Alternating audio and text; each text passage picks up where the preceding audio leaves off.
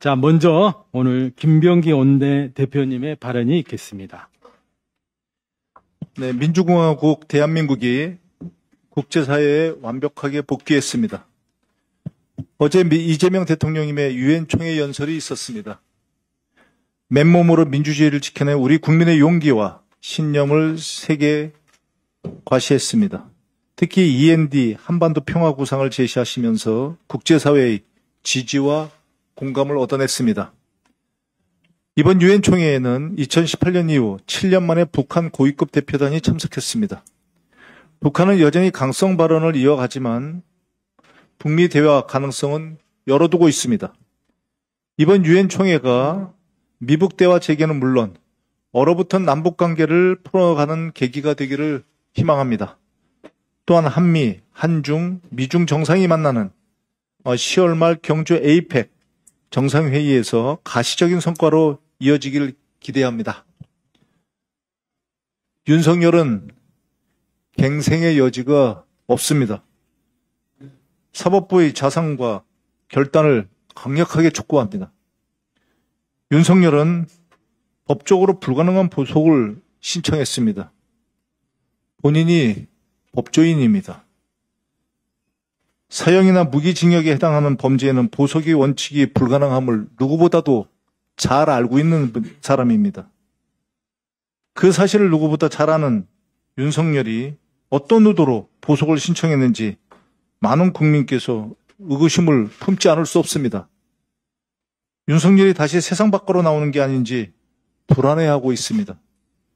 도대체 누가 윤석열에게 이런 희망 고문을 하고 있습니까?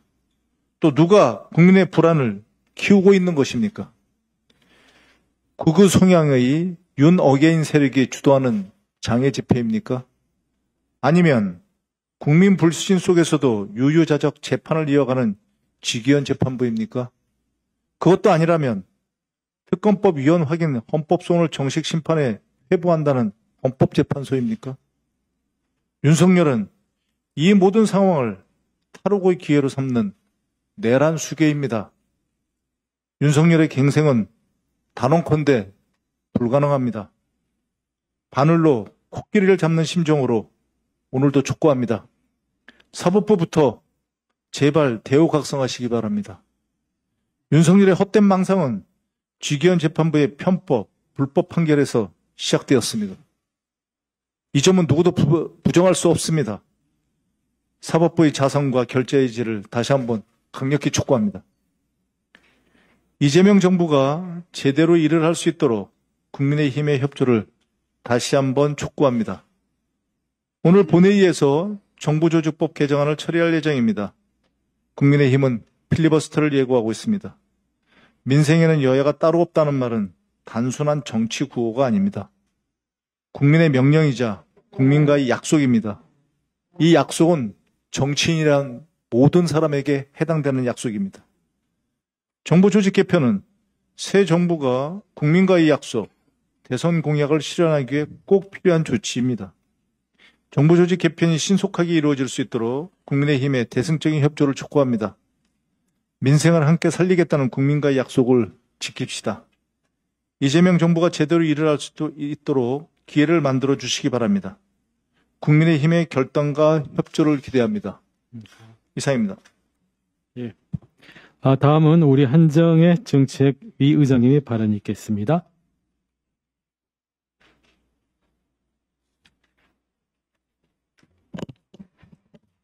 네, 반갑습니다. 정책위 의장 한정혜입니다. 엔드 이니셔티브. 국회도 엔드를 실행합시다. 내란을 넘고 김건희를 넘고 건진, 명태균, 천공을 넘어서 여야가 민생만 보고 달려갔으면 좋겠습니다. 민생협의체를 당장 가동합시다. 급변하는 세계 질서 속에서 대한민국이 새로운 도약의 힘을 얻을 수 있도록 국회가 제대로 역할을 합시다. 오늘 국회 본회의에 정부조직법 개정안이 올라갑니다. 이번 정부조직 개편은 핵심 국정과제를 잘 이행하고 국정철학 부현을 뒷받침하기 위한 첫 단계라고 할 수 있습니다. 국민의 염원 그리고 시대적 요구가 반영되어 있습니다. 정부조직법 통과에 제1야당인 국민의힘을 비롯해 제 야당의 협조를 간곡히 요청합니다. 이재명 정부의 안정적 국정 운영과 국정 과제, 민생 정책 추진을 위해서 정부조직법 통과는 반드시 필요합니다. 정부조직법 통과가 지연된다면 그 후과는 국민에게 돌아갈 것입니다. 오늘이 이재명 정부 출범 112일째입니다. 아직 1700여일이 남아 있습니다. 정부조직법 개정안 통과로 새로운 정부가 일할 수 있도록 만드는 국회의 최소한의 협력입니다. 다시 한번 정부조직법의 처리를 위한 초당적 협조를 요청합니다. 보건복지부가 지난 22일 요양병원 간병비 건강보험 급여화 추진 방향을 발표했습니다. 참으로 반가운 소식입니다. 이번 환자와 가족이 가장 크게 부담을 느끼는 비용이 바로 간병비이기 때문입니다. 입원비나 진료비와는 달리 간병비는 건강보험이 적용되지 않습니다. 한 연구 결과에 따르면 우리나라 국민이 한 해에 지출하는 간병비가 무려 10조 원에 달한다고 합니다. 그로 인해 환자를 돌보던 가족이 생계를 포기하는 간병 파산, 더 나아가서 간병 살인과 같은 비극적인 사건까지 발생하고 있습니다. 이런 상황을 해결하고자 민주당은 지난 대선 때 간병비 급여화를 약속드렸고 이재명 정부의 국정 과제로도 선정되었습니다. 간병비 급여화는 국민이 가장 힘든 순간 국가가 든든한 사회 안전망으로 역할을 다하는 첫걸음이 될 것입니다. 환자와 가족의 삶의 무게를 덜어드리는 동시에 더 이상 간병 때문에 생계와 삶이 무너지는 일이 없도록 하기 위한 제도적 전환입니다. 전문가와 현장의 의견을 충분히 반영해 합리적인 대안을 조속히 확정 지어줄 것을 정부에 당부드립니다. 당 역시 추진 과정에서 놓치는 것이 없는지 꼼꼼히 점검하고 지원하도록 하겠습니다. 이상입니다. 네. 다음은 최현일 원내부대표의 발언이 있겠습니다. 네, 국회 행정안전위원회 소속 서울 영등포갑 최현일 의원입니다. 서울 한강버스는 오세훈 시장의 한강 집착이 낳은 또 하나의 실패작입니다.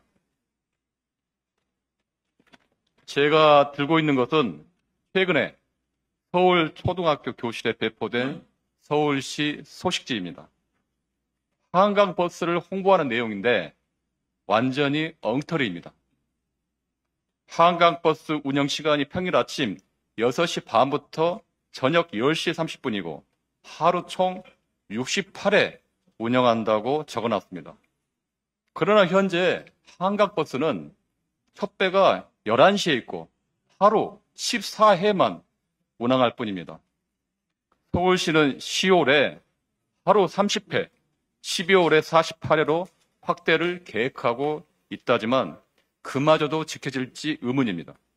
오세훈 시장은 시민들에게 했던 약속은 못 지키면서 아이들에게까지 거짓 정보를 퍼뜨리는 것이 과연 정상적인 행정입니까?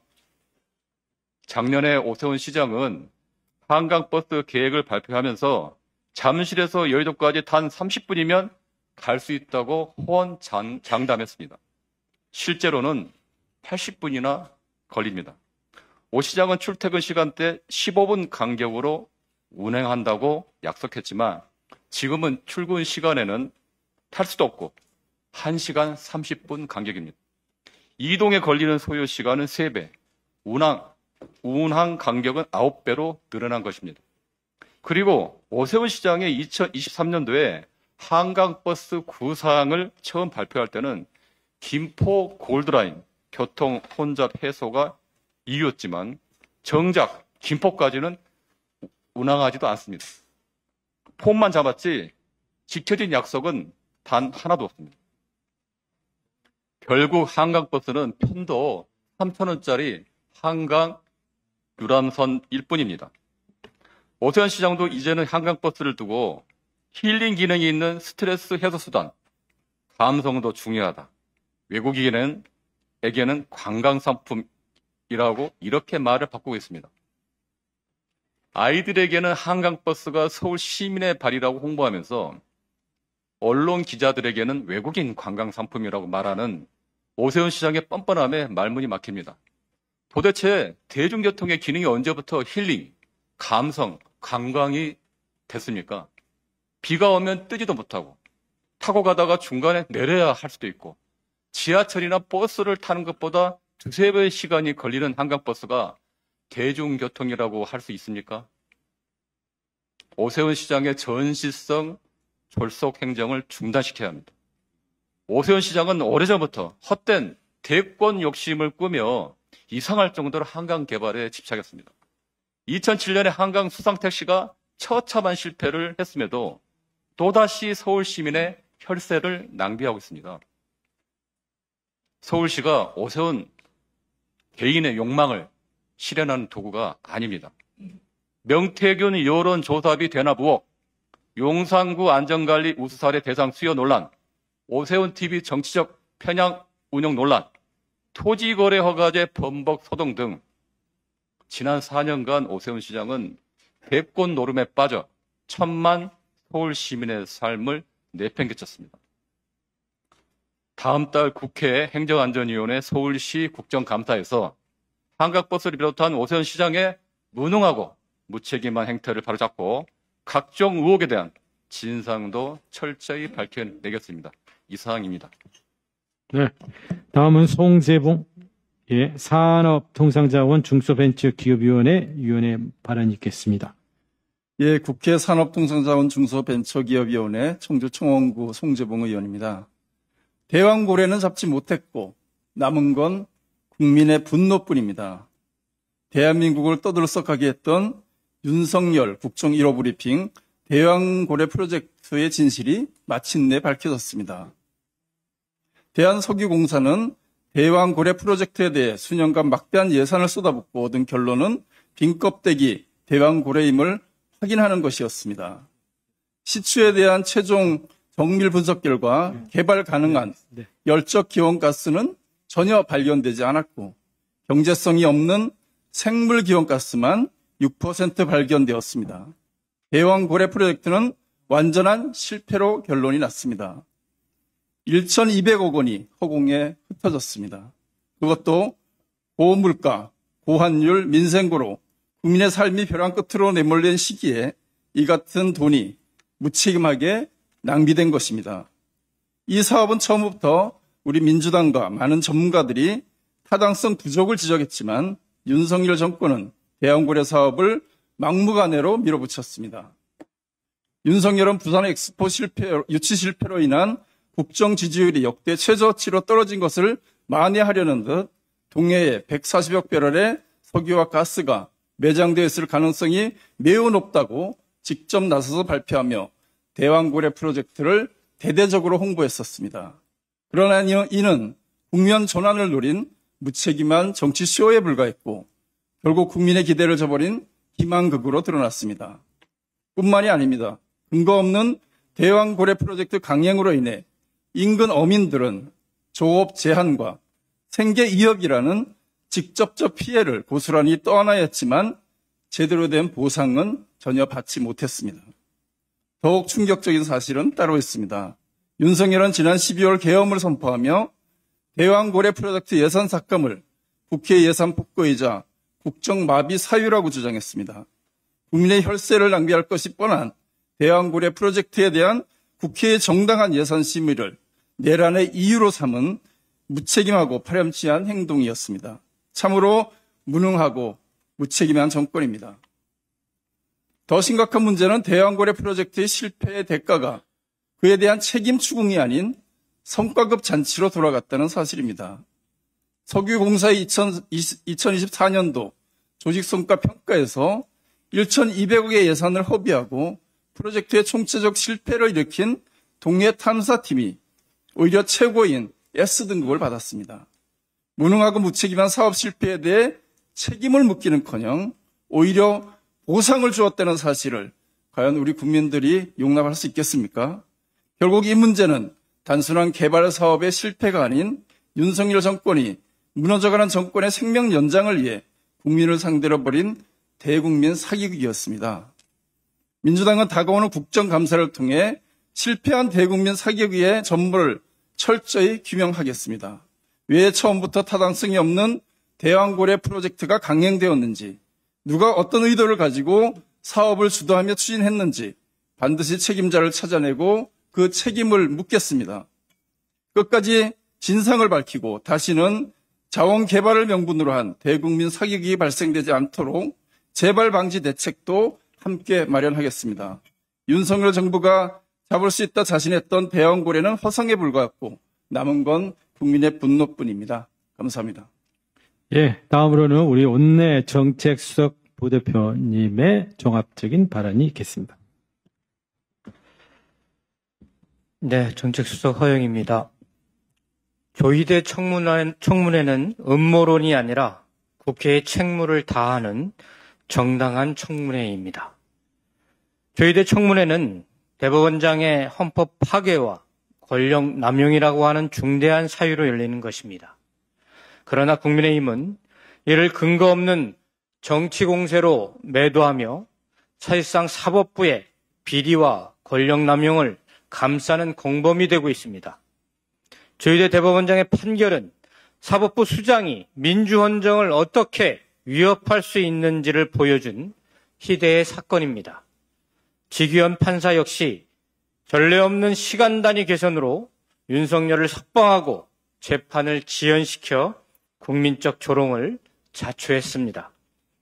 위헌적이고 불법적인 비상계엄 수괴인 윤석열은 파면되고 구속됐지만 조희대 대법원장은 9명의 대법관을 동원한 사법 쿠데타에도 최소한의 유감 표명도 없었습니다. 헌법이 명령하는 사법부 독립은 권력의 눈치를 보는 것이 아니라 국민 주권을 지키라는 것입니다. 이번 청문회는 특정 개인을 끌어내리기 위한 절차가 아니라 사법부의 비리와 권력 오용을 국민 앞에 투명하게 드러내고 사법 독립과 사법 개혁의 첫 단추를 꿰는 과정임을 명확히 말씀드립니다. 조희대 끌어안기에 혈안이 된 국민의힘의 반성 없는 태도는 반드시 역풍을 초래할 것이라는 점을 명심하기 바랍니다. 두 번째 말씀드립니다. 한동훈의 발언은 도저히 정치인의 언어라기 보기 어려운 수준의 망상입니다. 특검에 정당한 증인 소환을 두고 보수 분열을 위한 정치적 의도라고 주장하는 것은 궤변입니다. 특검은 법률에 따라 독립적으로 운영되며 특정 정치 세력의 지위를 받는 조직이 결코 아닙니다. 더구나 한동훈 본인은 과거 박근혜 국정농단 특검의 파견 검사였고 수사팀장은 그가 추앙하던 윤석열이었습니다. 그런 그의 논리라고 한다면 자신과 윤석열도 특정 정치 세력에 의해 움직였다는 것인데 이는 스스로의 이력마저 부정하는 자가당착이 아닐 수 없습니다. 이미 대한민국 보수는 극우화되며 상식과 합리에서 멀어진 지 오래입니다. 더 이상 분열할 보수조차 없는 상황에서 자신이 마치 보수를 대표하는 사람인 것처럼 분열을 운영하는 것은 모순이자 망상의 극치입니다. 특검이 한동훈 출석을 요구하는 것은 한 개인에게 집착하는 것이 아니라 윤석열이 망가뜨린 민주주의와 헌정 질서를 바로잡는 과정의 하나일 뿐입니다. 우리 국민은 한동훈 개인에게는 관심이 없습니다. 한때 여당 대표였고 윤석열의 위헌적인 비상계엄에 일말의 책임을 느낀다고 한다면 특검의 정당한 출석 요구에 즉각 응하는 것이 최소한의 도리임을 명심하기 바랍니다. 세 번째 말씀드립니다. 이재명 대통령의 약속, 주가 조작, 패가망신 원칙은 계속될 것입니다. 최근 정부 합동대응단이 1천억 원대의 주가 조작 사건을 적발했습니다. 병원장, 학원장, 금융전문가 등 7명이 1년 9개월간 시세를 조정해 400억 상당의 부당이득을 챙겼고 주가는 사건 직후 곤두박질 쳤습니다. 이번 사건은 이재명 대통령이 천명한 주가 조작은 패가 망신한다는 원칙이 현실에서 입증된 첫 번째 사례입니다. 불공정 거래가 자본시장 신뢰를 무너뜨리고 선량한 투자자에게 피해를 주는 만큼 부당이득 몰수와 과징금, 원스트라이크 아웃 퇴출까지 엄정하게 집행해야 합니다. 더 나아가 정부 합동대응단이 보다 적극적인 단속과 예방 역할을 수행하고 정부 차원의 제도 개선이 뒷받침되어야 합니다. 또한 국회 또한 입법적 지원을 통해 주가 조작으로 피해를 보는 국민이 없도록 하겠습니다. 감사합니다. 네, 이상으로 준비된 모든 발언을 마쳤습니다. 네, 그럼 오늘 제52차 정책조정회의를 마치도록 하겠습니다.